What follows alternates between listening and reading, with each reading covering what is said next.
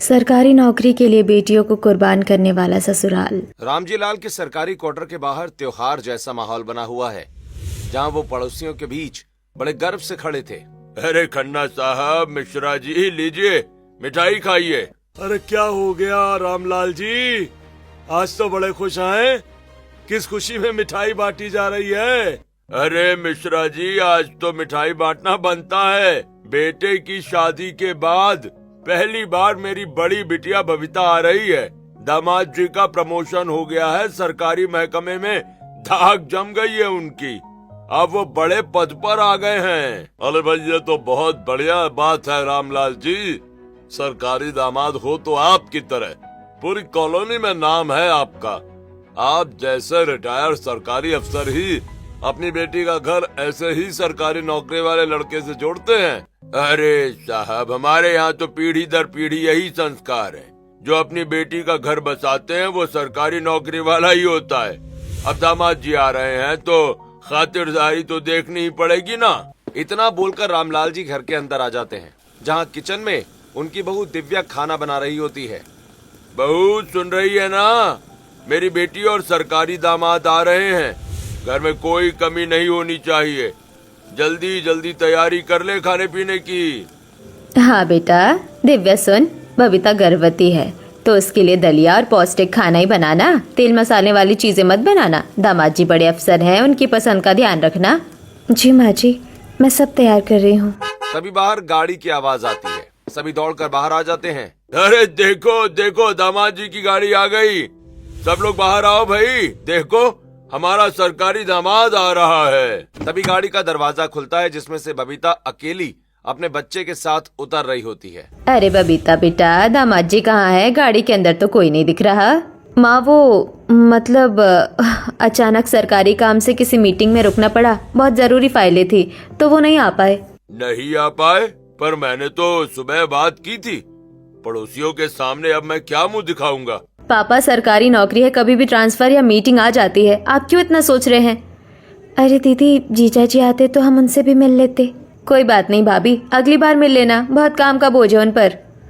कोई बात नहीं दीदी, आप अंदर चलिए, आप थक गई होंगी, मैंने आपके लिए खाना तैयार रखा है। दीदी, अगर जीजा जी आज साथ आते तो हम उनसे मिल लेते, सबको पता चलता कि कितने बड़े अफसर है हमारे जीजा जी। अरे छोटी, तू भी ना, क्या हुआ जो आज नहीं आ पाए? अगली बार मिल लेना, मौका तो बहुत मिलेगा। बिल्कुल सही कहा दीदी ने, आप अंदर चलिए और लाओ बाबू को मुझे दो। दिव्या बबीता के बच्चे को अपनी गोद में ले लेती है और सब अंदर लिविंग रूम में आ जाते हैं। बहू, जल्दी से चाय नाश्ता ले आ। दामाद जी नहीं आए इसका मतलब ये नहीं कि हम अपनी मेहमान नवाजी में कोई कमी छोड़ देंगे। हमारी बिटिया के आने की खुशी तो हमें मनानी ही है। हाँ बहू, बबीता के लिए वो खास वाले ड्राई फ्रूट्स के लड्डू भी ले आना, प्रेगनेंसी में कमजोरी नहीं होनी चाहिए। जी माँ जी, सब तैयार है, बस आप लोग बच्चों को खिलाओ, मैं अभी सब कुछ लेकर आती हूँ। इतना कहकर जहाँ दिव्या किचन की तरफ चली जाती है, वहीं घर के बाकी सदस्य बच्चे के साथ खेलने में व्यस्त हो जाते हैं। ऐसे ही बबीता को मायके में रहते हुए 2 दिन बीत चुके थे, जहाँ सब लोग लिविंग रूम में बैठे थे और दिव्या बच्चे को खिला रही होती है। दीदी, एक बात पूछूं? हाँ भाभी, पूछो ना। मैंने देखा है आप यहाँ आई है, पर आपने अब तक जीजा जी को एक बार भी फ़ोन नहीं किया। आपको उनकी याद नहीं आती? आपको पता है, जब मैं मायके जाती हूँ तो ये मुझे दिन भर फ़ोन करते हैं। शादी के पहले तो वो मुझे एक पल के लिए भी नहीं छोड़ते थे। अरे भाभी, आप बेकार में क्या सोच रही हो? फ़ोन करने और ना करने से क्या होता है? उनकी सरकारी नौकरी है, वो सब काम में बिजी रहते हैं। दीदी छोड़ो ना ये सब, भाभी आप भी क्या फालतू बातों में लग गई? चलो ना, दीदी के लिए कुछ अच्छा सा मीठा बना के लाते हैं। रिया और दिव्या किचन में चली जाती हैं। तभी सुरेखा बबीता को एक कोने में ले जाकर कहने लगती है, बबीता सच बोल, मैंने जब दामाद जी को फोन किया था वो तो आने के लिए तैयार थे, लेकिन फिर अचानक से नहीं आए। आखिर बात क्या है? माँ, मैंने ही उन्हें मना किया है। मैं नहीं चाहती कि भाभी और मोहल्ले वालों के सामने मेरी बेइज्जती हो। सब लोग सरकारी दामाद करते रहते हैं, पर वहाँ की सच्चाई आपको क्या पता। बेइज्जती? अरे दामाद जी बड़े अफसर हैं, इसमें बेइज्जती कैसी? माँ, आपके दामाद जी भले ही सरकारी अफसर हैं, लेकिन उनके साथ चलना मेरी सज़ा है। मेरी सहेलियाँ और लोग मेरे ऊपर हंसते हैं। वो मुझसे उम्र में बहुत बड़े हैं। लोग कहते हैं चांद पर दाग। माँ, लोगों के तानों के सामने मेरा दम घुटता है, बाहर निकलने में शर्म आती है मुझे। तुम आज के बच्चे भी ना क्या बकवास कर रही है। सरकारी नौकरी वाला दामाद मिलना सौभाग्य की बात होती है, तू फालतू की बातें सोच रही है। जो आप देख रही हो वो हकीकत नहीं है माँ। पापा ने सरकारी नौकरी का ठप्पा देख लिया, पर उस रिश्ते की घुटन कोई नहीं देख रहा। मैं फ्रेश होकर आती हूँ। ऐसे ही एक दिन दिव्या और रिया साथ बैठकर सब्जी काट रही होती हैं। तभी रिया का फोन बार बार बजने लगता है। रिया 3 बार फोन कर चुका है। किसका फोन है? कोई जरूरी काम है तो उठा ले। नहीं भाभी, कोई जरूरी नहीं है, फालतू के स्पैम कॉल्स हैं, आप अपना काम करो ना। रिया इतना बोल ही रही होती है कि तभी फोन फिर बजता है, जिसे रिया फिर काट देती है। रिया मुझसे झूठ मत बोल, एक बार कटता है तो समझ आता, पर बार बार। दाल में कुछ काला है, बता क्या बात है? अरे भाभी कोई भी बात नहीं है। अरे रिया देख, मुझे भी नहीं बताएगी क्या? मैं तेरी भाभी थोड़ी ना हूँ, मैं तो तेरी बेस्ट फ्रेंड हूँ। सच बता क्या बात है? और देख, अगर कोई परेशानी है तो मुझसे शेयर कर सकती है, मैं तेरी सहेली हूँ, तुझे समझती हूँ। भाभी मम्मी पापा और इस सरकारी नौकरी की रट से मैं थक गई हूँ। सच तो यह है कि मैं एक लड़के से प्यार करती हूँ और मैं उसी से शादी करना चाहती हूँ। इतनी सी बात। डन दीदी, मैं करवाऊंगी तुम्हारी शादी, तू बस चिंता करना छोड़ दे, मैं तेरे साथ हूँ। सच भाभी आप बेस्ट हो। अब इसी तरह कुछ दिन और बीतने लगते हैं, जहाँ रिया विवेक से मिलने का प्लान बनाती है, लेकिन उसे डर होता है कि अगर घर में किसी को पता चल गया तो उसकी खैर नहीं होगी। तभी वो दिव्या के पास आती है। भाभी विवेक का मैसेज आया है, वो पास वाली चाय की दुकान पर है। अगर पापा को पता चला वो मुझे घर से नहीं निकलने देंगे। मैं घर वालों को क्या बहाना दूं? तू डर मत, हम घर वालों को बोल देंगे कि हमें कुछ जरूरी शॉपिंग करनी थी। सच भाभी? हाँ मुझ, एक काम करते हैं, हम बाजार चलते हैं और वहाँ जाकर तो उससे मिल लेना, मैं वही पास में सामान खरीद लूंगी। इसी तरह दिव्या रिया को विवेक से मिलाने के लिए बाजार का बहाना करके कई बार बाहर लेकर आती है। आज भी बाजार में चारों तरफ भीड़ और शोर था, जहाँ दिव्या और रिया खरीदारी के बहाने घर से बाहर निकली थीं। तभी रिया दौड़कर विवेक के पास चली जाती है। हे तुम आ गई, मुझे लगा शायद आज भी नहीं मिल पाओगी। तुम्हारे घर वालों का रवैया मुझे रोज परेशान करता है यार। विवेक बहुत मुश्किल है, पापा और मम्मी को सिर्फ सरकारी नौकरी वाले दामाद चाहिए, उन्हें हमारे प्यार से कोई मतलब नहीं है। तभी दिव्या धीरे से दोनों के पास आती है ताकि वो भी विवेक को ठीक से जान सके। हेलो विवेक, रिया ने तुम्हारे बारे में बहुत कुछ बताया है। आज खुद मिल रही हूँ तो समझ आ रहा है कि तुम वाकई बहुत सुलझे हुए इंसान हो।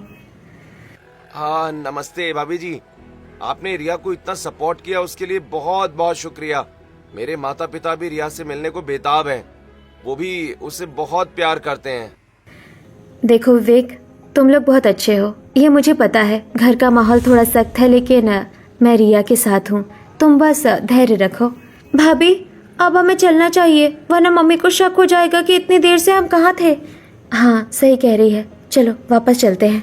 ऐसे ही कुछ दिन बीत जाते हैं, जहाँ जतिन और रामलाल जी आपस में बात कर रहे होते हैं। जतिन बेटा, अब दिव्या भी 20 बरस की हो चली है, उसके लिए भी लड़का देखने की तैयारी करो। पापा आप चिंता ना करें, रिया की शादी के लिए मैं खुद एक सरकारी अफसर देखूंगा। हमारे घर की ये परंपरा रही है, सरकारी नौकरी वाला दामाद ही घर की इज्जत बढ़ाता है। बिल्कुल सही कहा तूने जतिन, हमारी परंपरा टूटनी नहीं चाहिए। सरकारी नौकरी ही तो है जो इस बुढ़ापे में सम्मान देती है। किचन में रिया अपने पिता और भाई की ये बातें सुनकर डर जाती है। सुना आपने भाभी, इन्हें बस सरकारी नौकरी का शौक है। इंसान कहीं जाए पर नौकरी सरकारी होनी चाहिए, पता नहीं क्या मिलेगा इन्हें इस दिखावे से। छोड़ना रिया, इनकी सोच तो बहुत पुरानी हो चुकी है। तू बस अपने विवेक पर भरोसा रख, हम मिलकर कोई रास्ता निकाल लेंगे। हाँ भाभी, विवेक बहुत अच्छा है, वो मेरी बहुत केयर करता है। उसकी फैमिली भी कितनी प्यारी है। उसके माँ बाप मुझसे मिलने आए थे और उन्होंने मुझे अपनी बेटी की तरह मान लिया है। वो लोग कितने सुलझे हुए हैं। खुशी है मुझे कि तुझे इतना प्यार करने वाला इंसान मिला है। यही तो होता है सही रिश्ता, जहाँ इंसान की अहमियत हो, ना कि उसकी डिग्री या सरकारी ठप्पे की। तो फिक्र मत कर, मैं हूँ ना। इसी तरह कुछ दिन और बीत जाते हैं और आज रामजी लाल ने पंडित जी को बुलाया हुआ है, जहाँ हॉल में रामजी लाल, सुरेखा और पंडित जी बैठे थे। वहीं दिव्या कोने में खड़ी सब सुन रही होती है। हद करते हैं आप पंडित जी, बिटिया 21 की हो चली है हमारी, कब से कह रहे हैं कि हमारी लड़की के लिए कोई सरकारी दूल्हा ढूंढ दीजिए।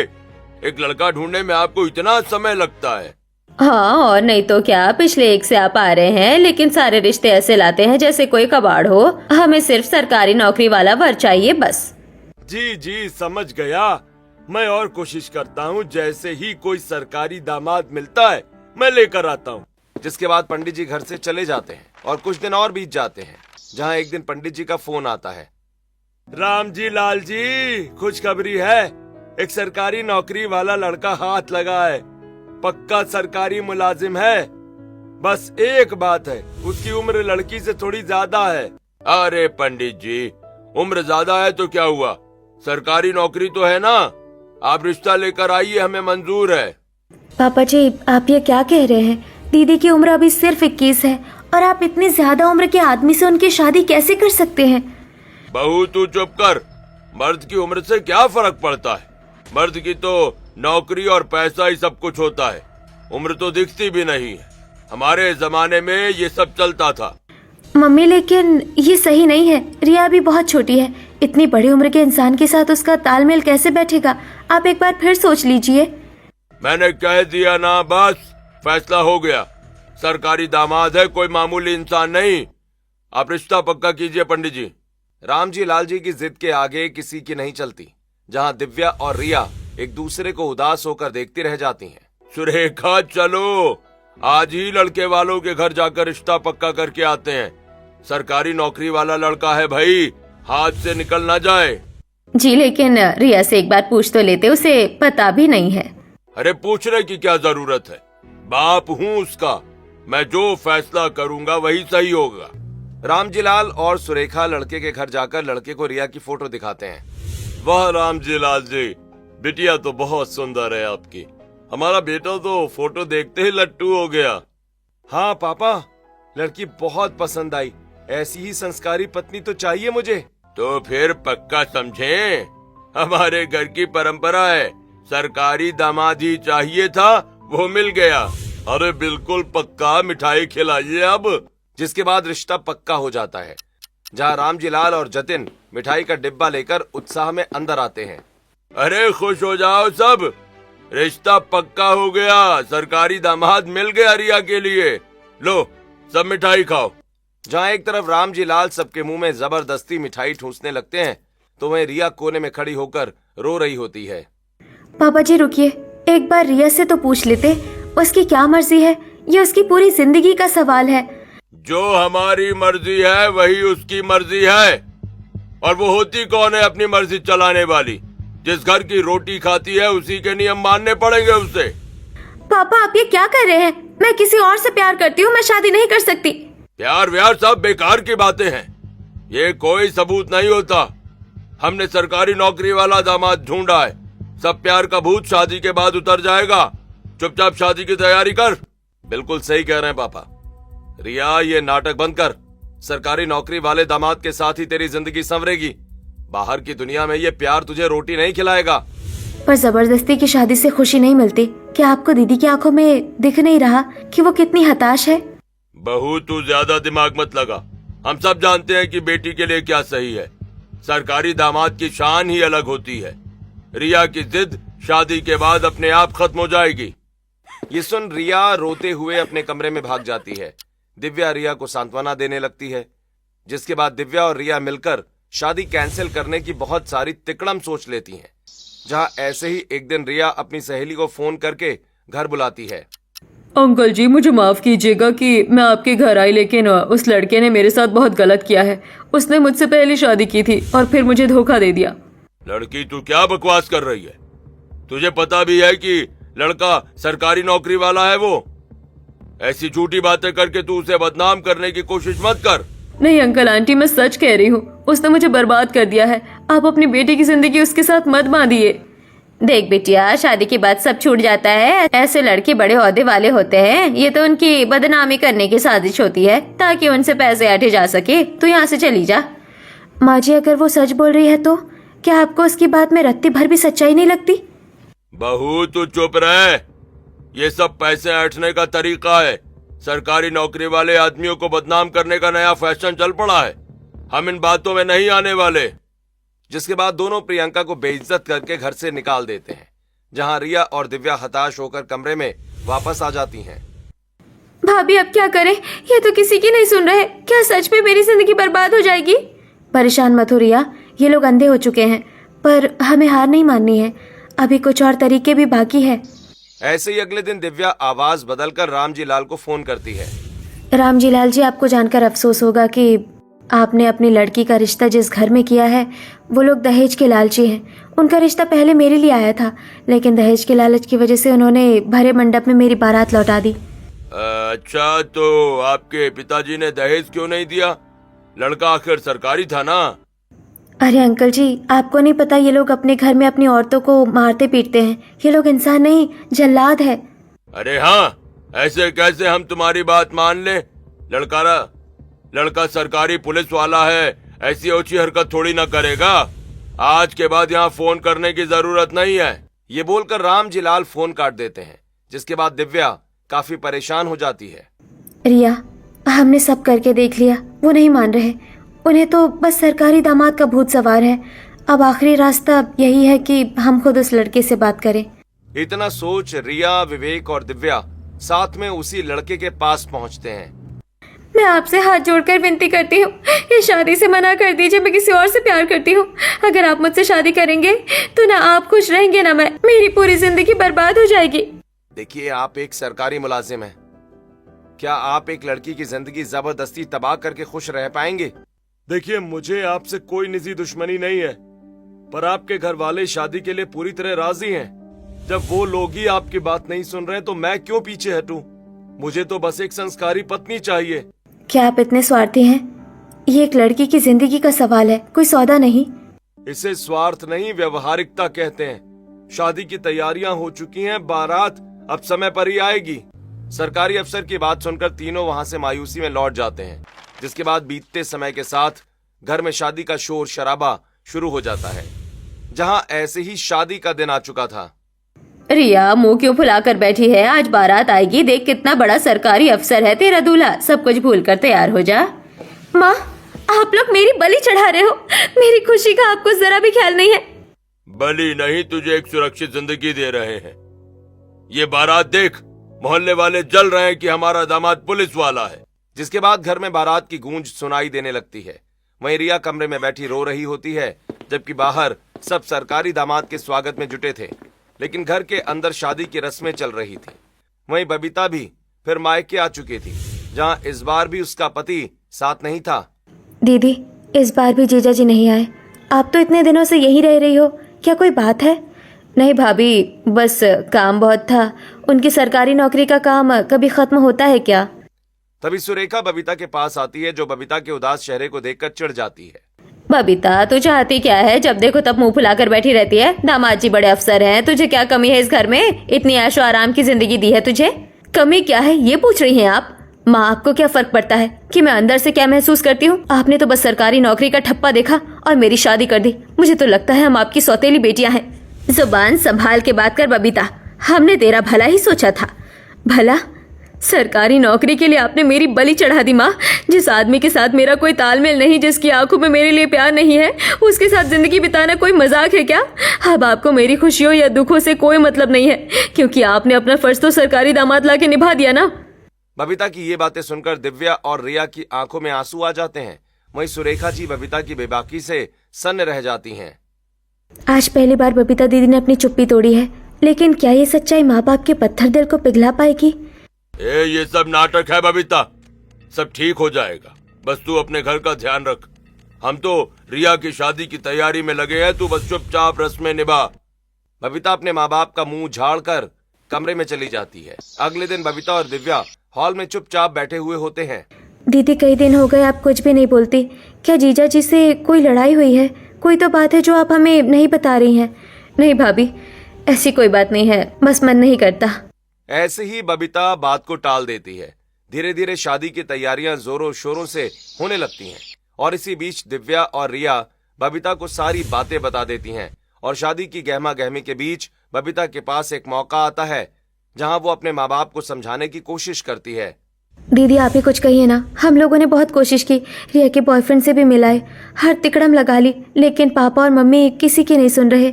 उनके लिए सरकारी नौकरी का ठप्पा ही सब कुछ है। आप बड़ी हैं, शायद आपकी बात का असर हो। मैंने भी बहुत कोशिश की है भाभी। मैंने उन्हें अपना सच बताया, अपनी घुटन बताई, लेकिन वो सरकारी दामाद की शान में इतने अंधे हो चुके हैं कि उन्हें मेरी हकीकत भी झूठी लगती है। दीदी, क्या मेरी शादी भी उस दर्द के साथ होगी जो आपने झेला है? पापा कह रहे हैं कि शादी के बाद सब अपने आप ठीक हो जाएगा। क्या सच में ऐसा होता है? ये बस एक दिलासा है रिया। सरकारी नौकरी वाला दामाद घर की शोभा तो बढ़ा सकता है, लेकिन वो इस घर की बेटी का दिल खुश रखेगा उसकी कोई गारंटी नहीं है। पर यहाँ किसी को मेरी बात समझ नहीं आ रही। दिव्या और रिया बबीता की तरफ देखती रह जाती हैं। सब जानते हुए भी वो लाचार हैं, क्योंकि रामजी लाल ने अपनी जिद के आगे पूरे घर को बंधक बना लिया था। बात करते करते बबीता की आंखों में आंसू छलक पड़ते हैं। भाभी, आप पूछती थी ना कि मैं जीजा जी के साथ क्यों नहीं आती। सच ये है कि मैं उनके साथ बाहर निकलने में शर्मिंदगी महसूस करती हूँ। लोग हमारी जोड़ी को देखकर हंसते हैं, मजाक उड़ाते हैं। उनके साथ चलना मेरी मजबूरी है, खुशी नहीं। बबीता की ये बातें कमरे के बाहर खड़ी सुरेखा जी सुन लेती हैं और तुरंत अंदर आती हैं। क्या बकवास कर रही है बबीता? ये जो तूने गले में हीरे सोने के हार पहने हैं, ये सब दामाद जी की सरकारी नौकरी की ही तो देन है। तू जो बड़ी बड़ी गाड़ियों में घूमती है, क्या ये सब किसी आम आदमी के घर में नसीब होता? ये ऐश्वर्य किस काम का माँ? अगर मेरी जिंदगी में सुकून ही ना हो। आपने मेरी जिंदगी तो बर्बाद कर दी। अब कम से कम रिया की तो मत करो। उसे देखो, वो कितनी परेशान है, घुट घुट कर जी रही है। चुप हो जा, ये बस उसके नाटक है। इतनी अच्छी ससुराल, इतना नामी दामाद मिला है, फिर भी ये हम पर ही दोष मढ़ रही है। अपने आप को बहुत समझदार समझती है ये। माँ जी, बबीता दीदी झूठ नहीं कह रही है। रिया भी तो खुश नहीं है। अगर वो अपनी पसंद से शादी करेगी तो कम से कम खुश तो रहेगी। आप लोग सरकारी नौकरी के ठप्पे के पीछे इंसान की खुशी क्यों नहीं देख पा रहे? माँ पापा, मैं हाथ जोड़ती हूँ, मेरी जिंदगी तो बीत गई, पर रिया को तो मत धकेलिए उस आग में। उसकी पसंद का सम्मान कीजिए, शायद वो जिंदगी भर आपको दुआ देगी। बहुत हो गया तुम्हारा ये ड्रामा। शादी की तैयारियां हो चुकी है, बारात आने वाली है। रिया चुपचाप तैयार हो जाए, वरना अच्छा नहीं होगा। माँ जी, प्लीज मान जाइए रिया के लिए। उसके मन में जरा भी खुशी नहीं है। आप लोग क्यों नहीं समझ रहे? ज्यादा सिर पर मत चढ़ बहू, घर की बहू बनकर रहना सीख। तुझे क्यों इतनी फिक्र है? बेटी हमारी है, हम अपने हिसाब से फैसले लेंगे। तू बीच में टांग मत अड़ा। दिव्या, हद पार कर रही हो तुम। चुपचाप शादी की तैयारियां करो। एक बहू का जो फर्ज होता है वो निभाओ। ये सब फालतू की बातें करना बंद करो। जब खुशी ही नहीं है तो इन तैयारियों का क्या मतलब है? आपको सब सच पता है, फिर भी आप उस लड़के से रिया की शादी कर रहे हैं जिसका कहीं और अफेयर है। वो उसे कभी खुश नहीं रख पाएगा। शादी के बाद सब ठीक हो जाता है। मेरी बेटी उस घर में जाएगी तो उसका पति उसके इशारों पर नाचेगा। वो लड़का अपनी पुरानी गलतियां भूलकर मेरी बेटी का दीवाना हो जाएगा। तू अभी बच्ची है, ये सब नहीं समझेगी। माँ, आप जिसे ठीक हो जाना कह रही है, वो एक लड़की की जिंदगी का अंत है। मैंने भी वही जिया है जो आप इसे देने जा रही हैं। आप लोग सरकारी नौकरी के नाम पर अपनी ही बेटी की आहुति दे रहे हैं। दिव्या और बबीता की बातें किसी पर असर नहीं करती। घर वाले अपनी जिद पर अड़े रह जाते हैं और शादी का मंडप सज चुका होता है। जहाँ रिया रूम में दुल्हन के लाल जोड़े में बैठी हुई थी, जहाँ उसकी आंखों से आंसू रुकने का नाम नहीं ले रहे थे। नहीं माँ, मैं नहीं करूंगी ये शादी। आप मेरी जिद को समझो। मैं अपनी जान दे दूंगी पर किसी और के साथ नहीं जाऊंगी। चुप, क्या मुंह से निकाल रही है तू? अगर तूने उस सरकारी दामाद से शादी नहीं की तो मैं यही जहर खाकर मर जाऊंगी। ये देख, ये रही मेरी कसम। तभी सुरेखा अपनी साड़ी का पल्लू पकड़कर जोर जोर से रोने लगती है। समाज में हमारी क्या इज्जत रह जाएगी? तेरे पापा लोगों को मुंह दिखाने लायक नहीं रहेंगे। अगर तूने हमारी बात नहीं मानी तो हम दोनों इसी वक्त फंदा लगाकर मर जाएंगे। अब फैसला तुझे करना है। तू अपने माँ बाप की इज्जत बचाएगी या अपनी जिद? रिया हैरान रह जाती है। माँ के मुंह से आत्महत्या की धमकी सुनकर उसका पूरा वजूद कांप उठता है, जिसके बाद वो हार जाती है। माँ, आप ये क्या कर रही हैं? आप तो मुझे जबरदस्ती मारने पर मजबूर कर रही हैं। सुरेखा जबरदस्ती उसका श्रृंगार करने लगती हैं कि तभी दिव्या कमरे में आती है। रिया, क्या हुआ? सब ठीक है ना? भाभी, मुझे बचा लो। माँ ने मुझे जहर खाने की कसम दे दी है। पापा और माँ कह रहे हैं कि अगर मैंने शादी नहीं की तो वो फांसी लगा लेंगे। भाभी, अब कोई रास्ता नहीं है, मेरी पूरी जिंदगी बर्बाद हो जाएगी। रिया, मैं क्या करूं? मैंने हर कोशिश की, लेकिन ये लोग अपनी जिद और समाज के दिखावे में इतने अंधे हो चुके हैं कि इन्हें अपनी बेटी की जान से ज्यादा अपना रुतबा प्यारा है। बड़ी दीदी भी कुछ नहीं कर पा रही, सब हार मान चुके हैं। भाभी, क्या मेरी किस्मत में सिर्फ रोना ही लिखा है? मुझे बचा लो, मैं उस आदमी के साथ नहीं जाना चाहती। दिव्या रिया के आंसुओं को पोंछती है, लेकिन इस बार उसके पास देने के लिए कोई दिलासा तक नहीं थी। बाहर बारात के आने की आवाजें सुनाई देना शुरू हो चुकी थीं। वहीं मोहल्ले की औरतों की भीड़ एक तरफ खड़ी होकर बातें बना रही थी। देखना जरा ये क्या कर रहे हैं राम जी लाल जी। लड़की अभी बच्ची है और दूल्हा देखो 2 गुना उम्र का होगा। क्या सरकारी नौकरी इतनी अंधी होती है कि बाप अपनी बेटी को बुढ़ापे की डेयोरी पर बिठा रहा है? अरे दीदी, इनको बस सरकारी दामाद का ठप्पा चाहिए। आज के जमाने में जब सब प्यार देख रहे हैं, ये लोग रिश्ता नहीं एक सौदा कर रहे हैं। देखो कैसे बारात का ढिंढोरा पीट रहे हैं जैसे कोई जंग जीत ली हो। बेचारी रिया कितनी हंसने खेलने वाली लड़की थी, अब देखो रो रो कर उसका बुरा हाल होगा। पर इन लोगों को तो बस समाज में अपना रुतबा दिखाने से मतलब है, चाहे बेटी की बोली ही क्यों ना देनी पड़े। रामजीलाल बारात का स्वागत करते हुए इन बातों को सुन रहे थे, लेकिन उनके चेहरे पर कोई गिला नहीं बल्कि गर्व था। अरे लोग तो कहेंगे ही, ये जलन है उनकी। सरकारी नौकरी है साहब, ऐसे ही थोड़े हाथ आती है। उम्र उम्र उम्र तो बस नंबर है, असली चीज तो पैसा और ओहदा है। तभी पास से गुजरती एक पड़ोसी महिला दबी आवाज में कहती है, सरकारी नौकरी तो कल को रिटायर भी हो जाएगी, पर उम्र का फासला पूरी जिंदगी साथ रहेगा। अरे वो सब तो चलता रहता है, हमारा दामाद पुलिस में है, इतनी बड़ी पोस्ट है उसकी, उम्र का क्या है, मर्द तो उम्र भर कमाते हैं। रिया की तो लॉटरी लग गई है। घर के अंदर रिया ये सारी बातें खिड़की से सुन रही थी। लोगों की बातें उसके घावों पर नमक छिड़क रही थी, लेकिन अब उसे अपनी किस्मत का फैसला किसी और के हाथ में दिखाई दे रहा था। ये लोग बहरे हो चुके हैं, बारात आ गई, खुशियां मना रहे हैं, इन्हें ये भी नहीं दिख रहा कि रिया मर रही है अंदर। तभी दिव्या दौड़कर कमरे में जाती है, जहां बबीता भी उसके पीछे पीछे जाने लगती है। रिया, रिया दरवाजा खोल, रिया। कमरा अंदर से बंद था। दिव्या जोर जोर से धक्का मार रही होती है, जिससे दरवाजा खुल जाता है, लेकिन वो देखती है कि अंदर रिया कहीं भी नहीं है। दिव्या का दिल जोर से धड़कने लगता है। वो हर जगह देखती है, लेकिन कहीं भी उसे रिया नहीं मिलती। वो हर जगह देखती है, लेकिन कहीं भी उसे रिया नहीं मिलती। वो यहाँ नहीं है। दिव्या, क्या वो भाग गई? अचानक बाहर से किसी के चिल्लाने की आवाज आती है। दिव्या भागकर बालकनी में जाती है और ऊपर छत की तरफ देखती है, जहां रिया छत पर हाथों में दारू की बोतल लिए खड़ी होती है। रिया नीचे आ, पागल मत बन, मैं तुझे कुछ नहीं होने दूंगी, नीचे उतर। रिया, ये क्या तमाशा है? नीचे उतर, बारात आ गई है, आजा। रिया ऊपर छत से अपना फोन कान पर लगाए हुए विवेक से चिल्ला चिल्ला कर बोलने लगती है। विवेक, मैं तुम्हारी नहीं हो सकती तो मैं किसी और की भी नहीं होंगी। मैं ये खेल खत्म कर रही हूँ, मैं तुमसे हमेशा प्यार करती रहूंगी, हमेशा। रिया नहीं, मेरी बात सुनो, विवेक को बुला रही हूँ मैं, सब रुक जाएगा, बस मुंडेर से दूर हट जा। रिया की इस हरकत की वजह से नीचे पूरा मोहल्ला इकट्ठा हो चुका था। दूल्हा नीचे गाड़ी में बैठा बहुत ज्यादा घबरा रहा था, वहीं सुरेखा जमीन पर बैठकर रो रही थी। उनका सरकारी दामाद का नशा अब पूरी तरह उतर चुका था। बेटी नीचे आ जा, हमें कोई शादी नहीं करनी, तू बस नीचे आ जा, आगे मत बढ़ना, अगर एक भी कदम और आया तो मैं खुद को आग लगा लूंगी। क्या मिला आपको मेरी कुर्बानी देकर? एक सरकारी नौकरी का ठप्पा। इस बूढ़े आदमी से शादी करने से बेहतर है कि मैं राख हो जाऊं। देखो ये कैसा सरकारी नौकरी का पागलपन है, अपनी बेटी को मरते देख रहे हैं पर बारात नहीं लौटा रहे। अरे ये तो पाप है, अपनी बेटी की बलि चढ़ा रहे हैं सिर्फ एक सरकारी नौकरी के लिए। रामजीलाल को शर्म नहीं आती। मम्मी पापा सुन लो, अगर मैं मर गई तो अब वो पुलिस वाला और ये पूरा घर जेल जाएगा। मैं अपनी जान दे दूंगी पर आपकी इज्जत पूरी नहीं होने दूंगी। बेटा यहाँ से चलो, अगर इस लड़की को कुछ हो गया तो तेरी नौकरी भी जाएगी और तू ताम्र जेल सड़ेगा। ऐसी आफत की दुल्हन नहीं चाहिए हमें।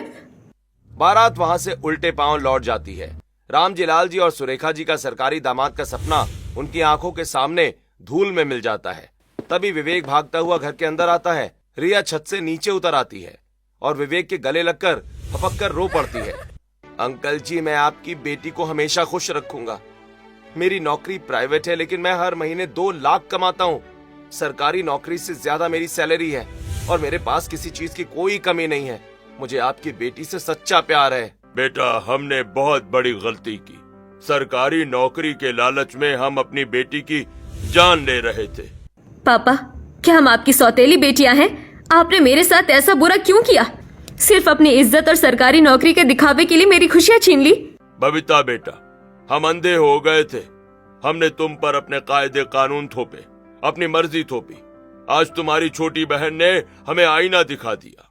रामजीलाल और सुरेखा दिव्या के पास जाते हैं और हाथ जोड़ते हैं। बहू, तूने अगर आज रिया को न संभाला होता तो हम ता उम्र खुद को माफ नहीं कर पाते। तूने जो कहा था वो सच था। हमने सरकारी नौकरी के लिए अपनी ही बेटियों की कुर्बानी दे दी। शादी का मंडप दोबारा सजता है। अब उसी मंडप में पंडित जी दोबारा मंत्रोच्चार करना शुरू करते हैं। देखा माँ जी, जब बेटी खुश होती है तो घर का हर कोना खुश होता है। सरकारी नौकरी से घर नहीं, इंसान की खुशी से घर बसता है। मेरी जिंदगी तो बर्बाद हुई, पर कम से कम मेरी छोटी बहन की जिंदगी बच गई। आज मुझे सुकून है। लोग क्या कहेंगे अब मुझे फर्क नहीं पड़ता। जब मेरी बेटियां खुश हैं तो पूरी दुनिया मेरे लिए खुश है। हमने बहुत बुरा किया, पर आज हमने अपनी बेटियों को वापस पा लिया। वहीं रिया और विवेक एक दूसरे के हाथ थामे मंडप में मुस्कुरा रहे होते हैं।